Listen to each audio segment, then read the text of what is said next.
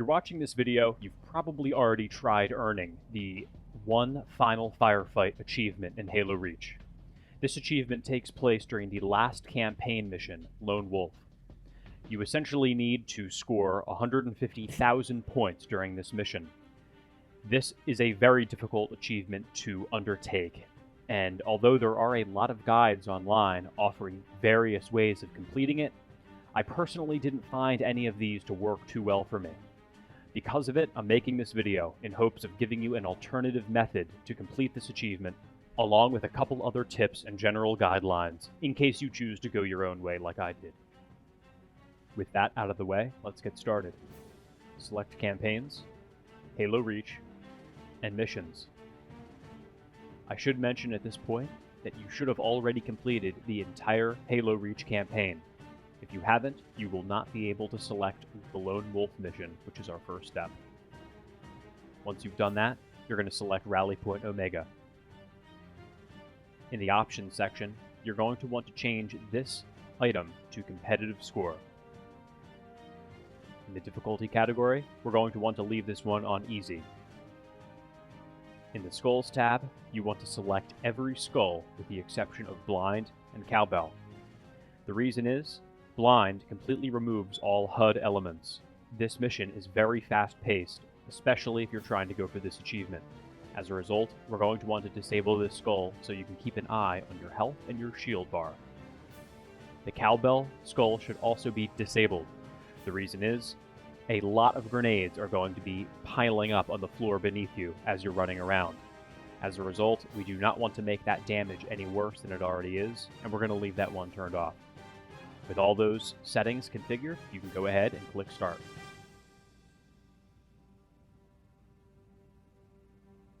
Once you spawn into the game, take note that you have a sprint armor ability. You're going to want to hold on to that. Destroy all of the oil barrels, as they are explosive and will kill you instantly if you're caught between them on your way to get a medkit. Hopefully you won't need to, though. Pick up the DMR ammo in this building, and take note of the location of that medkit. Again, destroying these oil barrels is extremely important, as they are scattered along the route to take to get to medkits. There's another medkit located over here as well.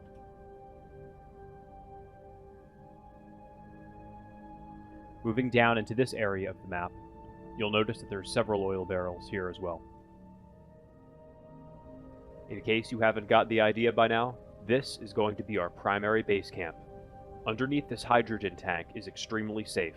Few enemies will actually push this hill, and you can retreat here if the fighting gets too hot.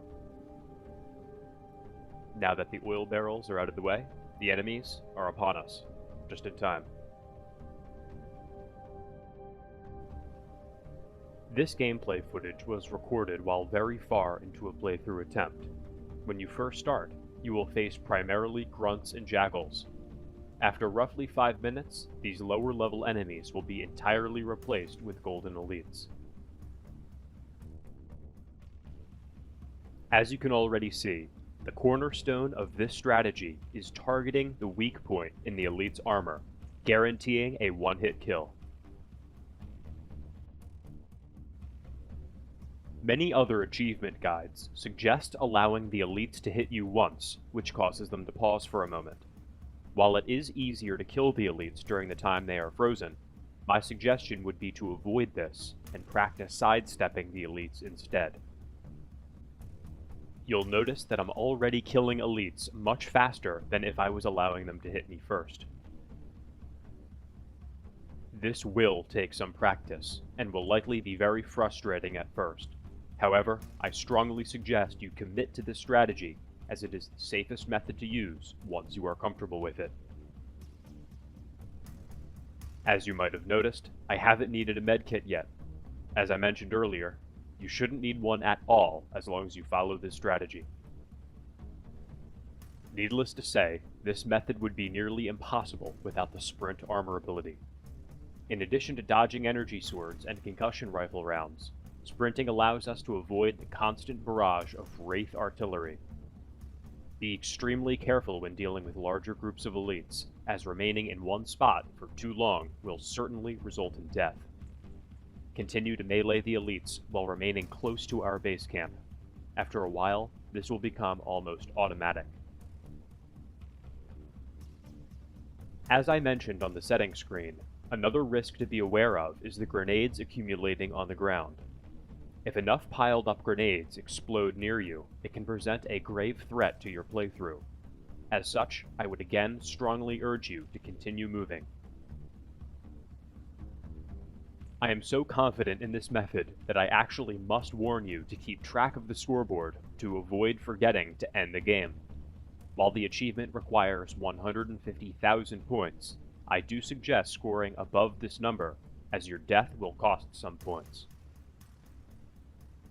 Now that we've covered the general strategy, we should discuss what your expectation should be while attempting this achievement. Most importantly, do not expect to succeed on the first attempt. Learning the proper choreography and how to sidestep the elites is no simple task. I estimate that it'll take 2 to 4 attempts before the average player reaches 150,000 points. Obviously, your mileage may vary here. For reference, I consider myself a strong player and took 3 attempts to earn the achievement. These attempts took roughly 2.5 hours of work total.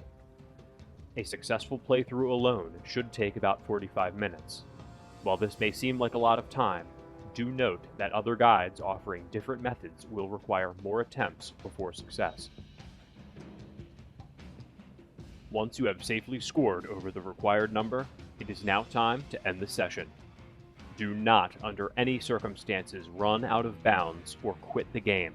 You must be killed by the elites in order for the game to properly end. Again, you must die and view the credits to earn this achievement. Once the end scene and credits are finished, you'll earn the One Final Firefight achievement, assuming you followed the previous directions.